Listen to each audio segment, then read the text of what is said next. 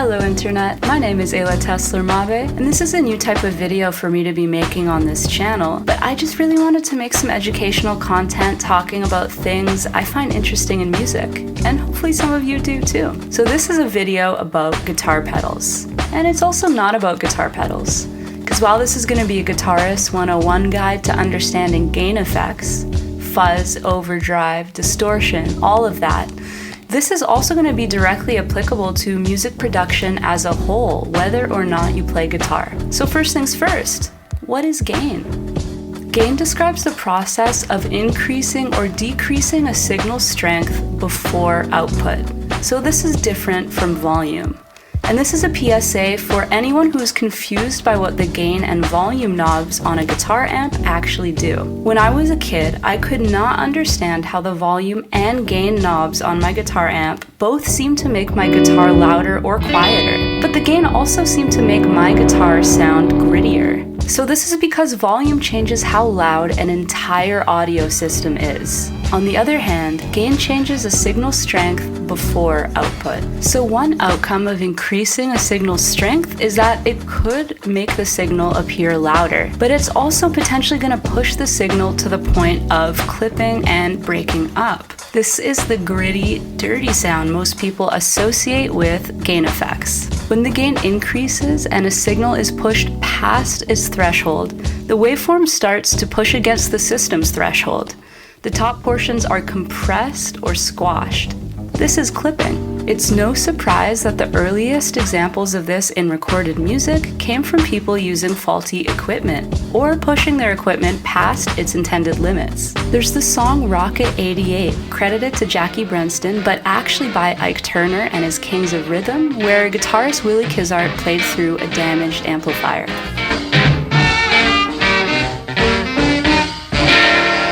Or there was Willie Johnson, who played guitar with Howlin' Wolf and deliberately cranked his amplifiers to their maximum volume to get a warm, broken up, distorted tone.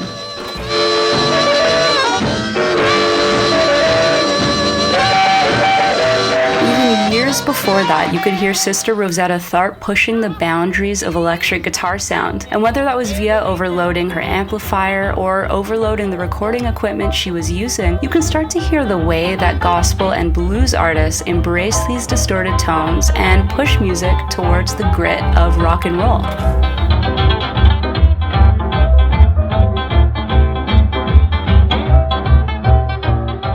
So what if you want to drive your guitar signal to the point of breakup without cranking your amp to 11 or slashing your speaker's cones? This is why some guitarists use boost pedals. Ostensibly, boost pedals are just supposed to make your signal louder. They're supposed to be transparent and keep the natural tone of your guitar signal intact. But if your amp is already close to breaking up, putting a boost in front of it can push the input into overdrive. Tony Iommi, Brian May, Rory Gallagher, these are all guys who made this an essential part of their guitar sound, using effects like the Dallas Rangemaster treble booster to achieve this. Next up, we have overdrive. This pushes your signal to the point of breaking up without needing a guitar amp involved. This creates a soft clipping that emulates the sound of a push tube amp even at a low volume. Overdrive is usually somewhat transparent, allowing the natural tone of your guitar and guitar signal as a whole to come through, but it shapes and compresses the sound too. And how does it shape your guitar tone? The soft clipping of your guitar signal creates harmonic saturation. Let's get a little nerdy for a second. When a waveform is driven beyond its threshold, it doesn't just get crunchy. It produces additional harmonic frequencies that weren't in the original signal. These are overtones, which are mathematically related to the note's fundamental frequency. In the case of overdrive, these are even order harmonics that all sound nice and pleasant together. Long story short, this is why overdrive sounds so full and rich and is a sweeter, more subtle gain effect. Stevie Ray Vaughan famously made the Ibanez TS9 Tube Screamer Overdrive a staple of his tone. Some other famous overdrive pedals you've potentially heard of are the Klon Centaur, the Boss SD1 Super Overdrive, and the Fulltone OCD drive. While the extent of its aggressiveness and transparentness will depend on the individual overdrive pedal, as we'll see with some of the other gain effects in this video, overdrive is usually the choice if a guitarist wants a less aggressive, more transparent way to achieve a gritty guitar tone. Moving on, what is distortion? Distortion is a more aggressive form of clipping than you would find in overdrive. Instead of just nudging the signal into breakup, distortion pushes it well past its headroom, flattening the peaks of the waveform much more dramatically. I'm not just talking about soft clipping, I'm talking about hard clipping. Flat and square waves, okay? Where overdrive is more transparent and keeps more of your natural guitar tone intact, distortion more noticeably adds its own color and character to the sound. Because the peaks of the waves are flattened more dramatically, distortion will more noticeably compress your guitar tone or audio signal. It's a more aggressive, dense, in-your-face sound, so it's not uncommon to hear it used in heavier styles of music.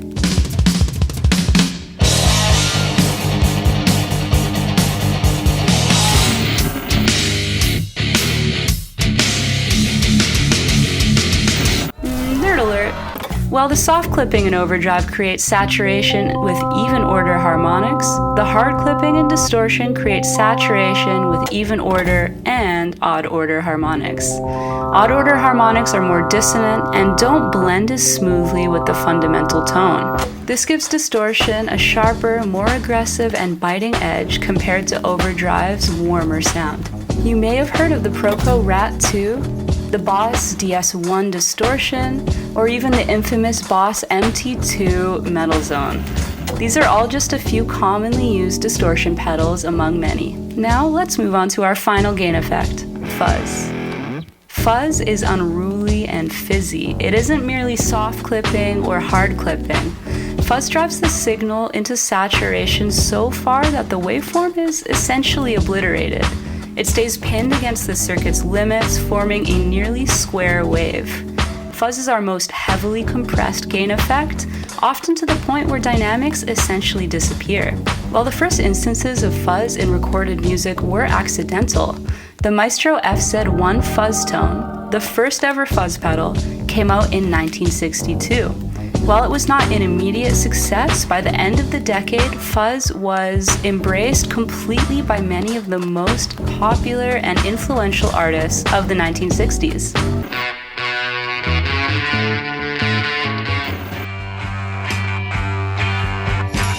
Fuzz has also been completely embraced by so many of the most popular artists of all time for decades since.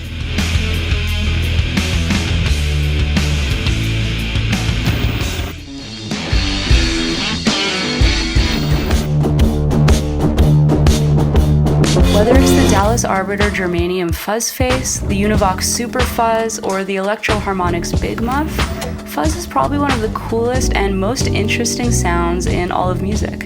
And for our final nerd alert of the video, there is some science behind why fuzz sounds so chaotic and wild. Fuzz produces a dense cloud of predominantly odd order harmonics, which, as we've discussed with distortion, are dissonant and discordant.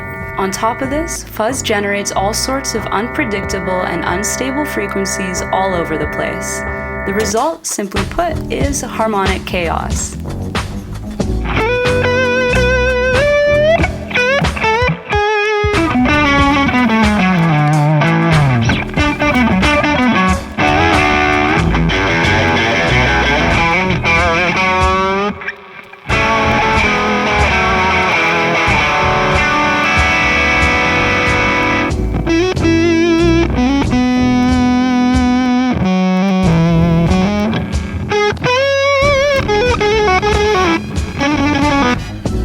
Well, we've reached the end of our gain effects journey. I hope you had fun. I know I did. Knowledge is power, so I hope that this video empowered you to try making some cool music. And if you like this video, please refrain from subscribing. I am trying to become the least subscribed person on YouTube. Thank you. Have a good day.